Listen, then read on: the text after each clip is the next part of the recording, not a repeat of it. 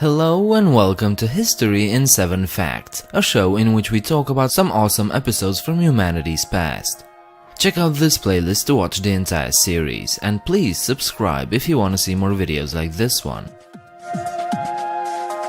In the 18th century, while walking on the streets of the Indian city of Mysore, a British officer was startled by a local merchant.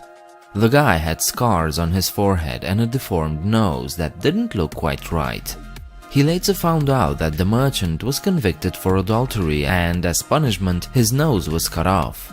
But a local healer managed to reconstruct the man's nose using his own skin.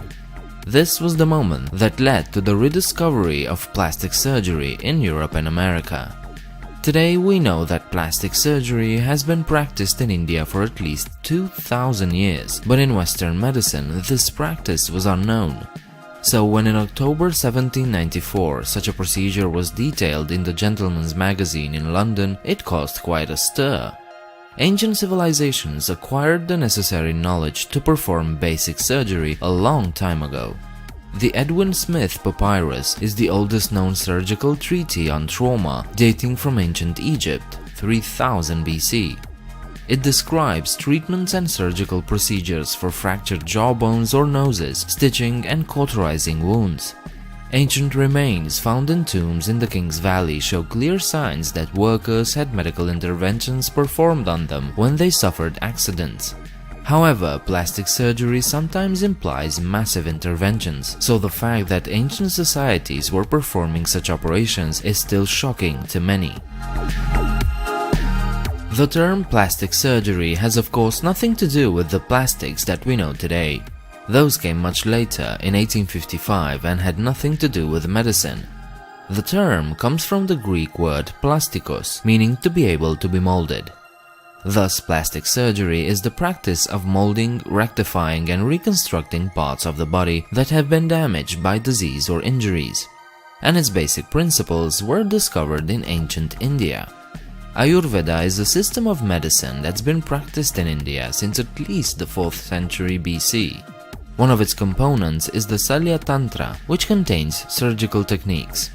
Practitioners of Ayurveda, which means complete knowledge for a long life, were not witches and were not using magic to heal, but actual medical knowledge from the time. Sushruta, a Hindu physician, actually wrote a compendium of medical treatments around 600 BC. In it, he described 300 surgical techniques, among them rhinoplasty or nose jobs as they're known today, and otoplasty or reconstructions of the ear. In ancient India, nasal lesions were quite common. The nose was, and still is, an important part of the body, a symbol of pride and dignity, so naturally the nose was a common target in battles and fights. Likewise, the justice system often targeted this part of the face for some offenses like adultery. Thus, having a chopped nose could seriously affect your status in the social hierarchy. So there was definitely a demand for nasal reconstructions.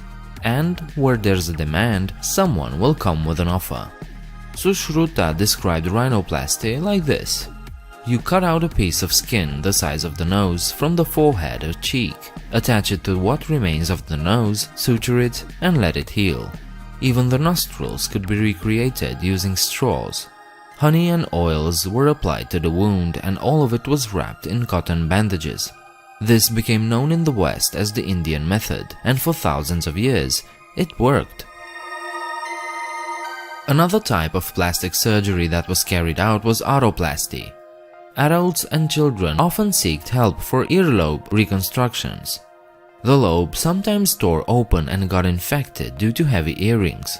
This was a common problem, but the surgery was also quite common and fairly easy. But if these procedures were so common in India, how come it took so long for them to reach Europe? Well, it didn't. Both ancient Rome and ancient Greece used to trade with India, and Indian medical practices also reached Europe during those times. In his book De Medicina, Roman author Aulus Cornelius Celsus describes nearly identical techniques of facial reconstruction as those found in Sushruta's book. The most famous beneficiary of ancient plastic surgery in Europe was Justinian II, Emperor of the Byzantine Empire. In 695 AD, he was dethroned and exiled, and to make sure he would lose any popularity, his nose was cut off. However, he won back his throne in 705 AD, and by that time some sources claim that he got his nose back through the Indian method. This didn't help him a lot though, as he remained to be known as Rhinoplasty, or the slit-nosed. So, if such knowledge did enter Europe in ancient times, even though it never became a common practice, what happened? How come Europeans completely forgot about it? The Middle Ages, that's why.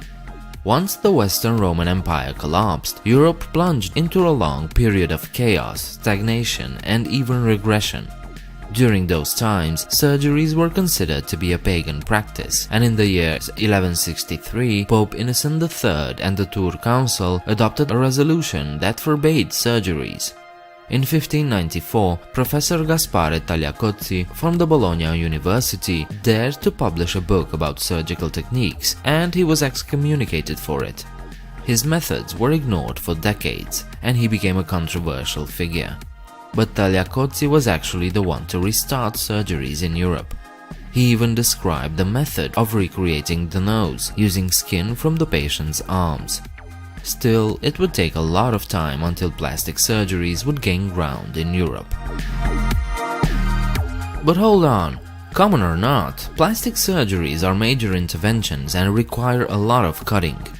But without anesthesia, how on earth could you perform such a painful operation? Well, ancient healers and physicians were quite good at this too. For instance, in ancient Egypt, healers would pour water and vinegar on certain types of rock, which would produce carbon dioxide. The gas had a similar effect on the patient as modern anesthetics. In ancient Rome, they used Teknoaxe, a potion that contained opium. This potion was actually used until the 19th century in Europe. In fact, opium and alcohol were used as a pain relief for millennia throughout the Old World. But in 1800, English chemist Humphrey Davy inhaled a gas, nitrous oxide, and discovered its use as an anesthetic. He was ignored, and another 44 years elapsed before doctors attempted to use it for anesthesia. Instead, it was used at parties and became known as the laughing gas. Today, this is still the main substance used for anesthesia. Anyway, back to our story. It wasn't until the 18th century that plastic surgery was accepted in Europe. Doctors who had to amputate limbs on ships or in wars knew that the skin can be detached and pulled over the wound to cover the stump. But at this time, most still used the traditional way of cauterizing the wound with boiling oil. So, when in 1794 the article of nasal reconstruction appeared in Gentleman's Magazine, it caused an uproar. British doctors would soon confirm these techniques and even started to replicate it. But in 1835, British authorities closed down all Ayurveda schools in India in an attempt to control the population and impose Western traditions. It was a war, the Great War, that brought back plastic surgery for good. In 1914, Europe was the front line for World War I. Horrific injuries soon flooded hospitals throughout the continent, and doctors had to learn fast how to help these soldiers. Facial reconstruction now became a necessity, and after the war, it spread out to every corner of the world. I hope this video was interesting enough to have inspired you to look into it further on your own. If you liked it, leave a like and subscribe. You can leave your comments downstairs, and you can also check out my Patreon page if you want to support me. The link is in the description. I hope to see you next time. Bye.